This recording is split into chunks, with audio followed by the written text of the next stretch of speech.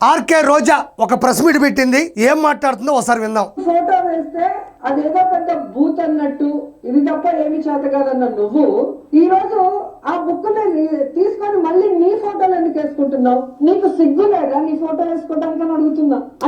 ఇక్కడ ఆర్కే రోజా చెప్తుంది, గతంలో ల్యాండ్ టైటిలింగ్ యాక్ట్ కింద పట్టాదారు పాసు పుస్తకాలు ఎవరైతే ప్రజలు ఉంటారో రైతులు ఉంటారో వాళ్ళకి సంబంధించినటువంటి పాసు పుస్తకాలు ల్యాండ్ టైటిలింగ్ యాక్ట్ కింద జగన్మోహన్ రెడ్డి చిక్కటి చిరునవ్వుతో ఆయన ఫోటో వేసుకున్నాడు. ఆ రోజుల్లో ప్రజలందరూ కూడా దాన్ని వ్యతిరేకించారు. ఆ పద్ధతి కరెక్ట్ కాదన్నారు. నిలువెత్తున కూడా నిరసనలు తెలియజేశారు. కూటమి ప్రభుత్వం కూడా అది తప్పు అని ఖండించింది. మొన్న ఓడిపోయిన విధానంలో కూడా అది ప్రథమ పాత్ర వహించింది. ఇక్కడ రోజు ఆ మాట అంటుంది, అది పెద్ద బూత్ అయినట్టు అని. అది బూత్ కన్నా అది పెద్దది. ఎవరైతే ప్రజలు ఉంటారో, ఎవరైతే జనాలు ఉంటారో, ఎవరైతే రైతులు ఉంటారో వాళ్ళకు సంబంధించినటువంటి చిరాస్తుల మీద, ఆస్తుల మీద, భూముల మీద, స్థలాల మీద, పొలాల మీద తరతరాలుగా కష్టపడి సంపాదించుకొని జ్ఞాపకాలుగా ఉంచుకున్నటువంటి చిరాస్తుల మీద జగనన్న ఫోటో వేయడం అనేది బూత్ కన్నా పెద్దది.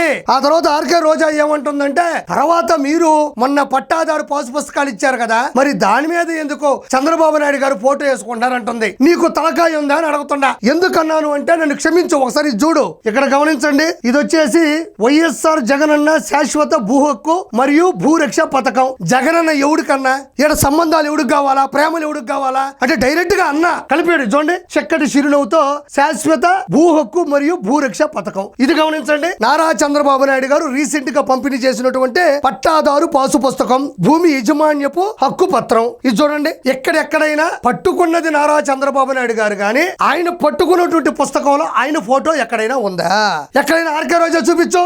నారా చంద్రబాబు నాయుడు గారు ఇచ్చినటువంటి భూమి యజమాన్యపు హక్కు పత్రం మరియు పట్టాదారు పాసు పుస్తకం ఎక్కడైనా చంద్రబాబు నాయుడు గారికి సంబంధించినటువంటి లోగో గాని ఆయన ఫోటో గాని ఎక్కడైనా మనకు కనబడుతుందా? ఇది నేను సృష్టించేది కాదు. ఈ రోజు ఆంధ్రప్రదేశ్ లో ఎవరైతే ఈ పట్టాదారు పాసు పుస్తకాలు తీసుకున్నారో వాళ్ళ దగ్గరికి వెళ్ళి చూస్తే సరిపోతుంది. వాళ్ళందరి ఇళ్లలో ఉన్నాయి. అంతేందుకు ఈ రోజు ఆర్కే రోజాకి సంబంధించినటువంటి బంధువులను అడిగినా, వాళ్ళ కుటుంబ సభ్యులు అడిగినా, వాళ్ళ కార్యకర్తలను అడిగినా, వాళ్ళలో ఉండే పుస్తకాల మీద కూడా ఆయన ఫోటో లేదన్న విషయం ఈవిడికి బాగా తెలుసు. కాకపోతే ఏదో ఒకటి మనం మాట్లాడేస్తే జనాలు అది వినేస్తారు, అది నిజం అనుకునేస్తారు. జనాలందరూ కలలో బతుకుతున్నారు, భ్రమలో బతుకుతున్నారు, వాస్తవంలో లేరు. అంటే నాకు తెలిసి అందరి ఇళ్లలో అద్దాలు ఉంటాయి, ఆర్కే రోజా ఇంట్లో మాత్రం అబద్ధాలు ఉంటాయి. మనం ఏదన్నా ఒక అబద్ధాన్ని సృష్టించేటప్పుడు, ఒక నిజాన్ని అబద్ధమని నమ్మించేటప్పుడు అది ప్రజలకి తెలియని విషయం అయి ఉండాలి, తెలిసిన వాళ్ళకి అర్థం కాని విషయం అయి ఉండాలి. ఈ విధంగా వాస్తవంగా గూగుల్ ఇమేజెస్ లోకి వెళ్ళి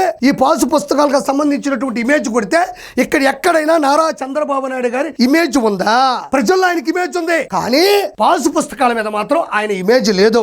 గతంలో నారా చంద్రబాబు నాయుడు గారు వేసినటువంటి బాణమే అది వాళ్ళ చిరాస్తులు, వాళ్ళ జ్ఞాపకాలు, వాళ్ళ పొలాలు, వాళ్ళ స్థలాలు. కాబట్టి నువ్వెవ్వడివి వాటి మీద ఫోటోలు వేసుకోవడానికి? వాళ్ళు వేసుకుంటే వాళ్ళ అమ్మలో, వాళ్ళ తాతయ్యలో, వాళ్ళ నాన్నలో వేసుకుంటారు తప్ప నువ్వెవరు వేసుకోవడానికి? అసలు ప్రభుత్వం ఇచ్చేటువంటి ఏ దాని మీద కూడా ఇమేజ్ ఉండకూడదని చెప్పిన వ్యక్తే వేసుకుంటాడంటే జనాలు ఎలా నమ్ముతారు అని నేను మరోసారి ప్రశ్నిస్తుండా. ఇంకోటి ఏంటంటే, నీ తాటికాయకి అంటే తాటికాయ అంత తలకాయ ఉంటే సరిపోదు, ఆవగింజంత ఆలోచన ఉండాలా. ఆ ఆలోచనలో కూడా అబద్ధం చెప్పకూడదు అన్న ఆలోచన ఉండాలా. కాబట్టి ఏ వ్యక్తి కూడా ఈ రోజు ప్రజానీకం కూడా నారా చంద్రబాబు నాయుడు గారిని తప్పుపట్టే పరిస్థితులు లేరు. కానీ ఒకటి నిజం, జగన్మోహన్ రెడ్డి 2029లో మళ్ళీ ఓడిపోబోతున్నాడు. దానికి ధైర్యంగా ఉండని మనస్ఫూర్తిగా కోరుకుంటూ నేను మీ కిరా కార్పిని.